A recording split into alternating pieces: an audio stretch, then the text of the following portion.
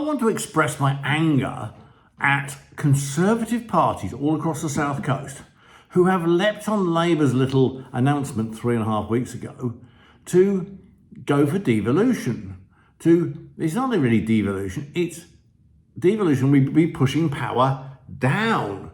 This is taking power up to Westminster, bigger and bigger unitary authorities, getting rid of your borough councils, your town councils, basically just sort of making big blobs of government, right?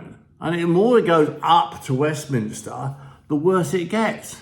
So the Conservative, Labour announced about 3.5 weeks ago that they were going to put a deadline for getting rid of borough councils.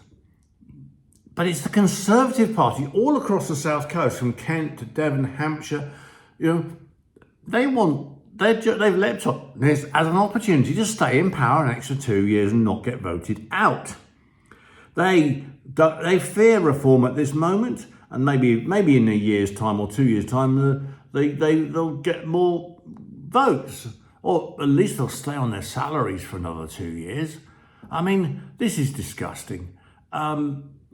If these things go through, the costs of the devolution, which is not devolution, it's power going upwards, would be huge, and it would be placed on residents. It'd be on your council tax bills, because it costs money to close offices and set up new, bigger offices somewhere else that are suitable.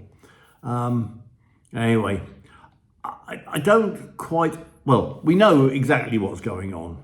It really is a simple, I want to stay in power move.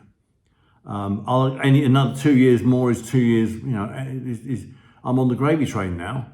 Anyway, but to see the Conservatives propping up a failing Labour Party to Keir Starmer and his madness is absolutely disgusting. I'm Tony, Ant News, signing out. Like and subscribe.